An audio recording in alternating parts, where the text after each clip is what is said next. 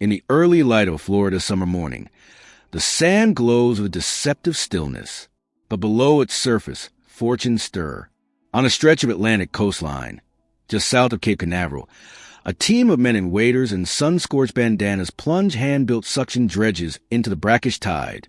What they're chasing isn't seashells or driftwood. It's something far rarer. Microveins of placer gold deposited centuries ago by colonial shipwrecks, storms, and inland runoff. Known locally as beach gold, this mineral scatter is nearly invisible to the naked eye, suspended in salt-crusted silt and embedded in stubborn clay. Yet, ounce for ounce, it holds the potential to transform into something astonishing, a custom Rolex timepiece valued at over $1 million. And from the moment it's lifted from the sand, the clock starts ticking.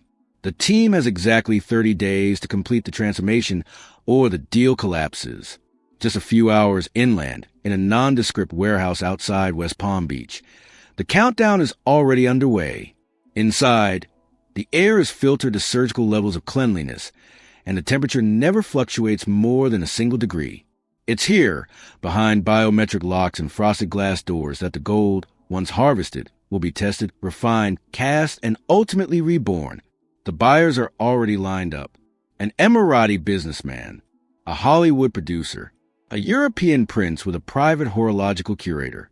Each has commissioned bespoke Rolex, built not just with Swiss precision, but with Florida's own elusive mineral wealth. It's more than luxury. It's a contest of mastery, time, and regional pride. But success isn't guaranteed. Even minor delays, storm surge, lab failure, missing shipments can jeopardize the entire cycle. The pressure is immense, and it's deliberate. This isn't mass production. Each watch is a one-off creation, handcrafted over 4 intense weeks by a rotating crew of gold prospectors, metalworkers, diamond setters, and master horologists. The team behind the project operates under the name Lucent Atelier, a closed-circle collective of Florida-based artisans who specialize in ultra-limited Rolex transformations using ethically sourced local materials. Unlike traditional Rolex mods, which often rely on aftermarket parts or international suppliers, Lucent commits to origin purity. Every gram of gold must be verifiably Floridian. Every process step, from smelting to diamond setting, must occur within the state, and every project must be completed inside 30 days from initial gold retrieval to final box delivery.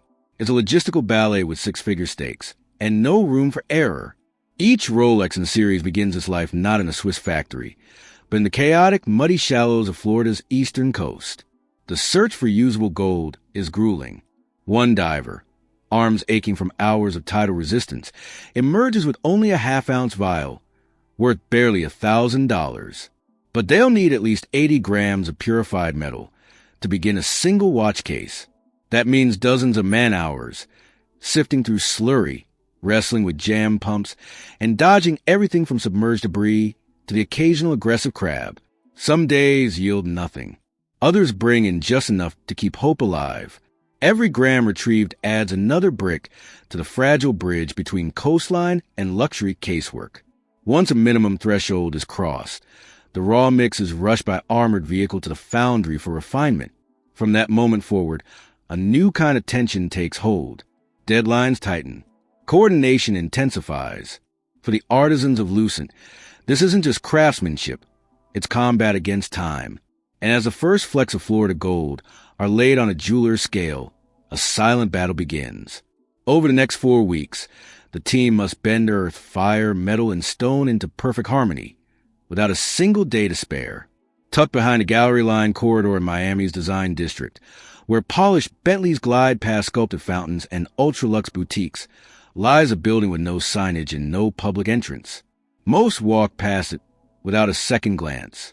But for a select clientele, the kind who wire deposits in 7 figures and schedule deliveries to private airstrips, it's hallowed ground.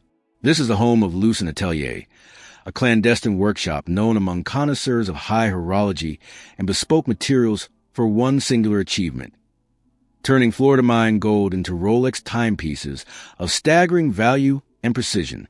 The location isn't listed online. Even the deliveries are encrypted. Clients arrive through service alleys or private elevators, vetted by biometric scans and armed with time-sensitive codes. Inside, the lighting shifts to a soft white glow and the temperature drops slightly. Perfect conditions for precision work. This is where raw sand treasure becomes mechanical art. Lucent's core team is small, no more than a dozen artisans at peak operation. Each member was recruited not through job boards, but through reputation. Master engravers from Brazil, second-generation watch case polishers from Naples, a Swiss-trained horologist who once repaired their billions for Vacheron Constantin. But what binds them isn't pedigree, it's secrecy. Every project is signed under strict non-disclosure agreements. Photography is banned, even internally. The client list is guarded more closely than some government intel. One artisan jokingly refers to their workplace as the CIA of luxury metals. But beneath the humor lies a sharp reality. Every step of the process is vulnerable to sabotage, replication, or resale. In a market where exclusivity is a product, silence is currency. The atelier itself resembles neither a lab nor a jewelry store. Its upper floor houses a viewing salon, an intimate, soundproof chamber where clients preview designs using VR mock-ups and physical prototypes. The walls are clad in teak and matte leather. The tables weighty with museum-grade glass cases. But it's downstairs where the magic happens. There, behind reinforced polymer walls and HEPA-sealed airlocks, lies the forge. A 6-kilogram induction furnace hums beside vacuum casting systems imported from Japan. Next to them, a hand-sized crucible is readied, specially designed for small batch, high-purity pours. This is an industrial-scale smelting. It's closer to alchemy. The furnace is fed only once per cycle, and the gold, retrieved from Florida's shores just days earlier, is introduced in granular form post-cleaning. Flux additives, closely guarded trade secrets, are blended in precise ratios to drive out silica, iron, and oceanic contaminants. The result, a buttery, mirror-smooth stream of 24K gold that pours into graphite molds shaped like Rolex oyster cases. The gold flows for just seconds, but the setup takes hours. Upstairs, the case design team works from C80 models and Rolex archival blueprints. They aren't modifying watches. They're rebuilding them from atoms upward. Every lug, every crown guard, every caseback engraving must mirror factory standards to within tolerances of 5 microns. But Lucent adds their own touch. Subtle micro-engraved patterns inspired by Florida marine life, or bezels shaped like reef contours visible only under magnification. These touches never scream. They whisper, a nod to those who know what they're looking at.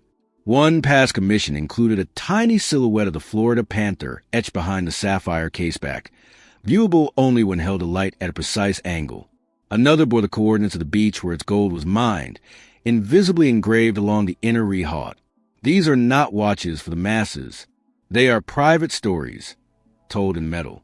Once a week, a security team transports the gold blanks, now rough-shaped cases and bezels, from a forge to Machining Bay, just 2 blocks south. There, computer-assisted lathes and hand-guided polishing rigs shape each component to Rolex specs. The work is painstaking. One artisan might spend 3 days just beveling lug edges. Another might repolish a single crown 6 times to get the sunburst gleam just right. Mistakes are costly, with gold trading at over $2,000 an ounce. Every miscut costs hundreds, but the bigger risk is time. From the moment that first fleck of beach gold entered the crucible, the team has just 30 days to deliver a working timepiece. Any delay, be it in casting, machining, or client sign-off, can mean starting over. It starts not in the studio but in the water, turbid, tannin-rich, and alive with danger. The gold that fuels Lucent's creations doesn't come from mines or jewelry scraps. It comes from Florida's coastal fringe, where sandbars shift like breathing lungs and estuarine mud hides centuries of geological runoff. This stretch of the Atlantic, especially near Sebastian Inlet and the Barrier Islands, is home to one of the strangest gold retrieval zones in North America. Unlike Alaska's broad placer fields or Nevada's quartz veins, Florida's gold is microscopic, laced into sediment by ancient floodwaters and shipwreck leachate. To the naked eye, there's nothing, just gritty brown silt. But through the right lens, under the right pressure, there's wealth waiting to be coaxed from the muck. The prospectors who chase it operate on the margins of legality and legend. Most have backgrounds in marine salvage, not geology. Their rigs are cobbled together from surplus boat engines, steel drums, and custom-built sluices fine-tuned for high-density mineral separation. One rig, nicknamed Marigold, uses a triple-nozzle suction array bolted to a pontoon raft, drawing in slurry at 60 gallons per minute. The team controlling her wear wetsuits or cargo shorts depending on the tide, and often work 12-hour days in shoulder-deep water, feeling for clay seams with their bare hands. The real treasure lies trapped beneath oxidized peat layers, gold dust locked in black sand, invisible until cleaned, screened, and magnetically separated. They use rare earth magnets and ultrafine woven mats to isolate the dense material, then run it through spiral concentrators to concentrate gold-bearing grains into small vials no larger than lipstick tubes. It takes an immense amount of effort to yield even a modest return. On a good day, the crew can pull out 5 to 7 grams of usable gold. That's worth roughly $450. But after equipment costs, fuel, and prep time, the margins are razor thin. What keeps them going isn't profit, it's partnership. Lucent Atelier pays a premium, often triple market price, for verified coastal gold with location traceability. But there's a catch. It must be clean, free from heavy metal contamination, and accompanied by certified sediment logs that confirm it meets purity and sourcing standards. The vetting is ruthless. One rejected batch last year cost a team 3 days of work and thousands in lost fees. But the reward for a successful haul is equally extreme. Each delivery triggers a countdown, the start of a 30-day fabrication cycle, during which every grain is logged, refined, and accounted for. Prospecting this way isn't glamorous. The work is grueling and borderline monastic. Heat stroke is common. Mosquitoes blanket the marshes. One diver was bitten by a diamondback water snake while clearing debris. Others have found themselves face-to-face with startled manatees or circling stingrays. But there's a thrill in the isolation. The idea that somewhere underfoot lies gold destined not for vaults but for transformation into bezels, crowns, clasps, and faces that will soon travel the world. It's the only form of artisanal extraction where the miner might meet the final product's wearer over caviar and champagne. Once retrieved, the gold is dried in portable kilns and sifted to remove quartz shards and shell fragments. Then it's transferred into tamper-proof steel canisters, each weighing just under a pound. These canisters are GPS tracked and carried by bonded courier, never shipped, directly to the Atelier's refining lab in West Palm. The journey is swift and quiet, often completed at night. Within hours, the gold will be undergoing its first round of flux purification. The allure of Florida's beach gold comes at a steep price. The terrain where it hides is no gentle seascape. It's a volatile clash zone between land and ocean, shaped by centuries of erosion, storms, and tectonic movement. For the teams that dredge its secrets, danger isn't theoretical. It's ambient, woven into every tide shift and marsh swell. Long before the metal hits the crucible, it must first be wrestled from a landscape that actively resists intrusion. Shallow as they appear, the tidal flats near the intercoastal waterway are riddled with sinkholes and sudden drop-offs. One misstep can plunge a man waist-deep in anaerobic mud, laced with sulfur and ancient debris. Equipment loss is frequent. Suction heads disappear into unseen channels. Anchor lines snap under unexpected currents. Last summer, an entire mobile sluice system vanished during a routine reposition, swallowed by a collapsing sand shelf. It was never recovered. And then there's the wildlife. Florida's coastal wetlands are home to apex predators perfectly adapted to camouflage. Alligators patrol the mangrove inlets, their ridgebacks rising like logs just feet from the workers' ankles. They're silent until they're not. Every dredging team has a designated spotter, armed not just with binoculars but often a sidearm or flare gun, tasked with scanning tree lines and creek mouths for movement. One veteran prospector recalls a time a bull gator surfaced just 20 yards from their pump inlet, drawn by the vibration and noise. The operation halted instantly, the team retreating to the transport skiff as the animal drifted closer, unhurried and absolutely unafraid. Below the surface, jellyfish blooms can silently drift through the work zone, their translucent forms wrapping around exposed skin with paralyzing effect. Bull sharks have been sighted in brackish estuaries, especially after storms stir the channels. Even the benign creatures pose risks.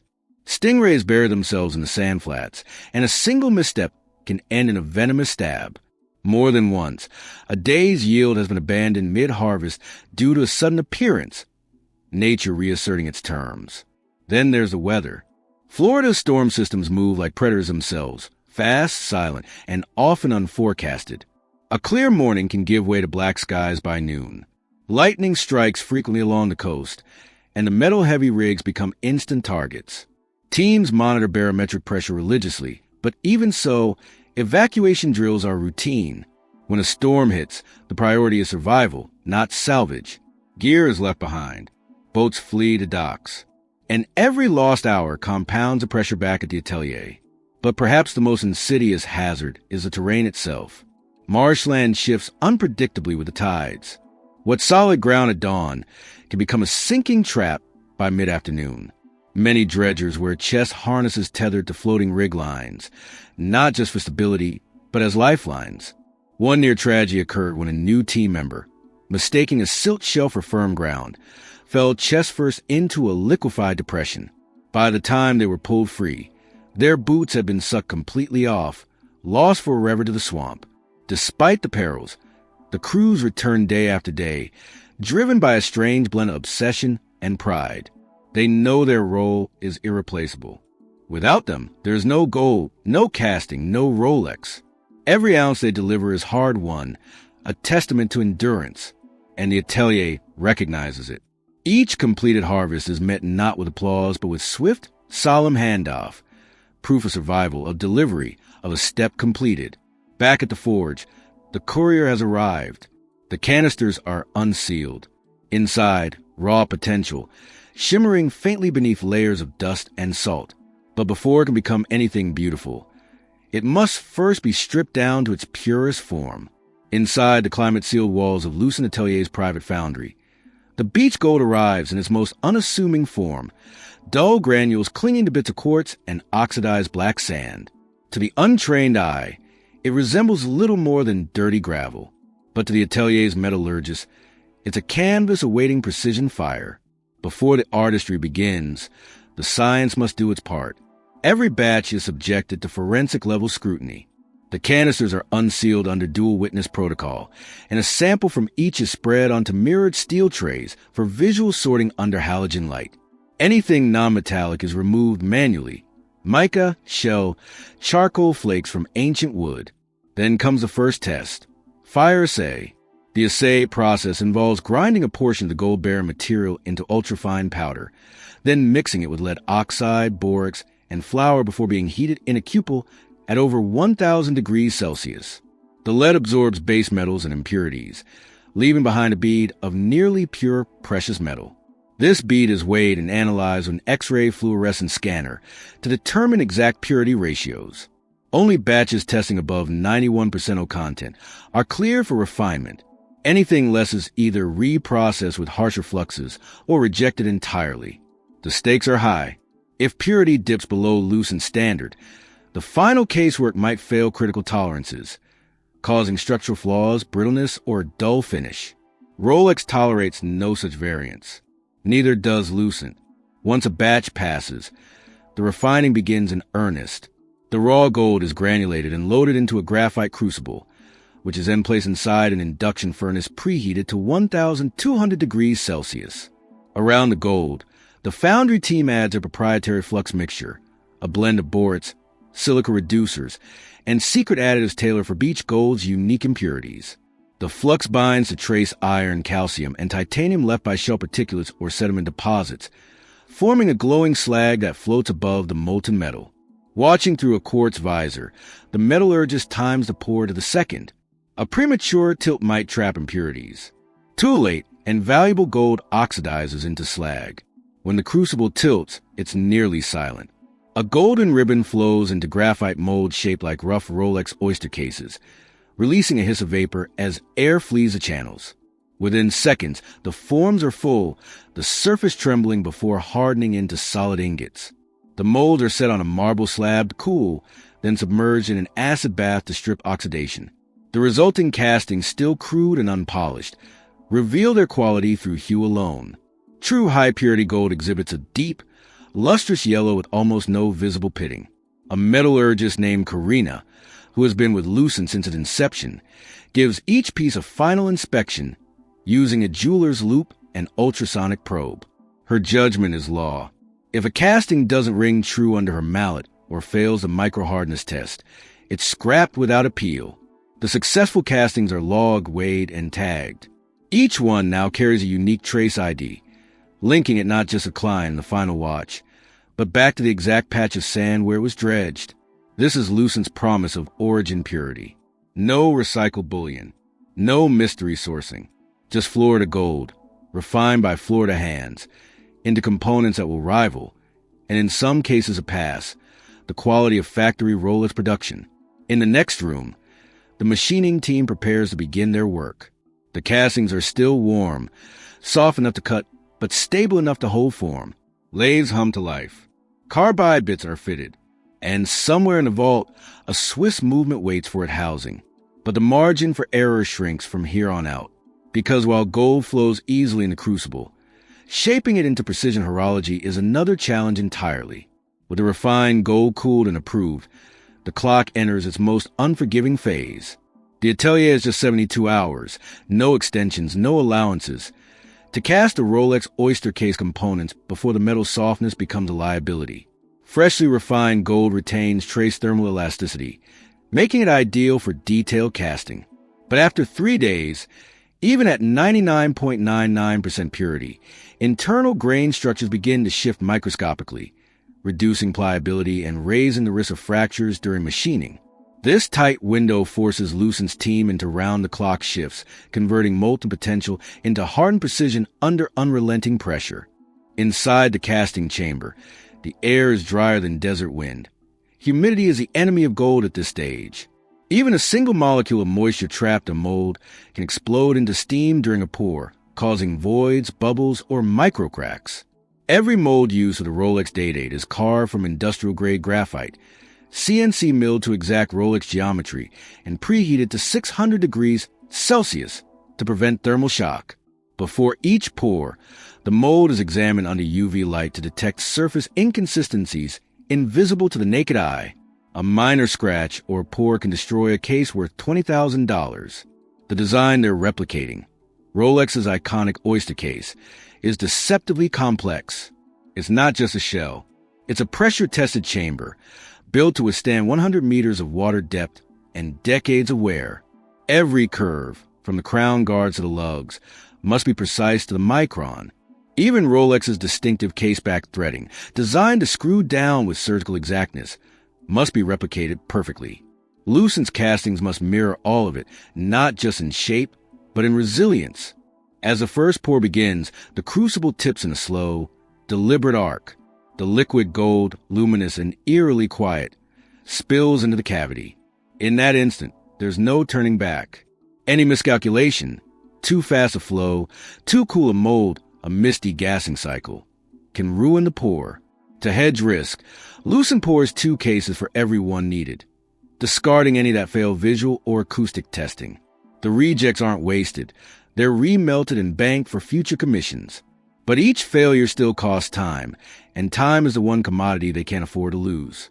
As the molds cool, they're placed in argon chambers to eliminate oxidation. Each cast case is then gently extracted using non-ferrous tools to prevent contamination. Still warm to the touch, the gold is now in the shape of a Rolex oyster, albeit raw, dull, and bristling with casting sprues. These extensions, remnants of the pour channels, are trimmed with diamond-tipped cutters, and the surfaces are rough polished to reveal structural integrity. This is where most casting attempts meet their fate. Tiny inclusions, barely larger than a grain of sand, can compromise waterproofing. A single pinhole beneath a lug can cause failure under pressure testing. One master caster, an Israeli-born artisan named Eitan, runs each piece through acoustic resonance analysis. He taps the center of the case with a calibrated stylus and listens through bone conduction headphones for the harmonic signature. A clean ring means the gold has cooled evenly, with no hidden voids. A dull thud? Immediate rejection. By the end of the 72-hour sprint, only a few cases make the cut. These survivors are tagged and transferred to the milling division, where their metamorphosis from metal husk to refined horological housing begins. The cast gold has passed its first true trial, one defined by temperature, geometry, and silence. But as the machines warm up and polishing wheels begin to spin, the team knows what comes next will test more than their hands. It will test their nerve. Because machining Rolex gold isn't just about removing metal. It's about revealing perfection, layer by layer, with no way back if something goes wrong. Despite the precision and preparation, gold casting at this level remains an act of controlled chaos. For all the thermodynamic formulas and engineering foresight, each pour teeters on the edge of catastrophe. The gold, once melted, becomes a volatile liquid with the temperament of lava. It flows swiftly, cools deceptively fast, and resists guidance. There's no redo button, no sanding down mistakes. If a single layer bubble lodges in a lug, if a minuscule crack forms beneath the case-back threads, the entire piece, often worth over $20,000 in raw materials alone, is destined for the scrap crucible. Every pour is a gamble, and even the house doesn't always win. The root of this fragility lies in the nature of gold itself. It's soft, yes, but also dense, heavy, and prone to trapping microscopic gases during phase changes. Even under vacuum conditions, gold can cling to carbon particles in the graphite molds or absorb ambient oxygen if the furnace door opens a fraction too long. That's why Lucent's casting chamber is maintained like a surgical suite. The operators wear graphite fiber suits and anti-static boots. Tools are preheated and degreased with ultrasonics. Even the crucibles are discarded after 3 pours to prevent unseen surface degradation. But sometimes the imperfections sneak through anyway. When they do, the consequences are immediate. One failed casting doesn't just mean lost metal. It means lost time, broken flow, and domino effects down the line. In a process with only 30 days from sand to showcase, each failure shaves hours from the remaining margin. A recent batch saw a perfect pour ruined by an undetected graphite fracture. The mold split internally during cooling, sending invisible fissures through the crown guards. The flaw was only discovered during initial machining, when the case began vibrating irregularly on the lathe. By then, it was too late. That piece, and the 36 hours it represented, was gone. To mitigate risk, Lucent is built in redundancies. Each gold case is cast with twin. The twin system allows one backup per pour, but it's an expensive insurance policy. Doubling the molds means doubling prep, flux, and finishing. It's resource-intensive, but necessary.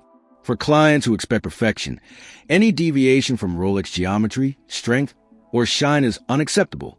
The luxury market doesn't tolerate apologies, only results. After casting, each piece undergoes what's known as a silent test.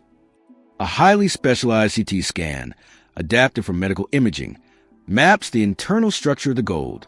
This reveals occlusion, trap gas, or stress fractures invisible even under 10x magnification. Only pieces that pass the scan are approved for machining. Those that fail are marked for re-smelting, tagged not as rejects, but as unfinished cycles. It's a softer term for a hard truth. Even gold has to earn its place. The artisans feel the pressure too. Each failed pour is logged, not just for inventory, but for psychological tracking. Mistakes, especially in high-stakes casting, can rattle even seasoned hands. One caster, a former aerospace metallurgist, took a 2-week hiatus after back-to-back losses, citing casting fatigue. The precision required here isn't mechanical. It's mental. You have to believe the metal will flow right, that every minute variable has been tamed. Doubt, even momentary, is often enough to introduce error. Still, for every loss, there's a triumph of a successful pour. When a case emerges flawless, ringing true under acoustic tests, gleaming with raw promise, it carries more than monetary value. It's a badge of victory, proof that the elements were aligned, that the furnace obeyed. And for the machinist waiting on the other side of the wall, it's a green light to begin the next phase. The castings that survive are placed in nitrogen-sealed storage trays and moved to the machining bay under armed escort. The next step is both surgical and brutal, shaping these golden shells into the exact form of a Rolex without removing a micron too much. A single slip here won't just ruin a part. It will erase days of labor. The machining bay at Lucent Atelier isn't what most imagine when they think of metalwork. There's no clanging, no sparks, no ambient grime. Instead, the room is silent but for the whisper of filtered air and the soft hum of servo motors. The walls are reinforced concrete, triple sealed against vibration and external temperature shifts. Inside, each artisan moves with the slow, deliberate grace of a surgeon. They wear sterile suits, nitro gloves, and magnifying visors. Here, even a fingerprint can spell disaster. This is where the raw gold castings, formed in violent heat, are brought to heel by cold precision. The cases are clamped into 5-axis CNC mills calibrated to aerospace tolerances. These machines, imported from Germany and customized in-house, use diamond-tipped bits cooled by non-reactive gas rather than liquid coolant. Any moisture, even distilled water, could react with trace impurities in the gold, causing surface discoloration or soft pitting over time. The machining process removes mere fractions of a millimeter with each pass, carving crown threads, lug holes, and crystal seats with near imperceptible cuts. At this stage, the gold is both vulnerable and unforgiving. Too much pressure and it warps.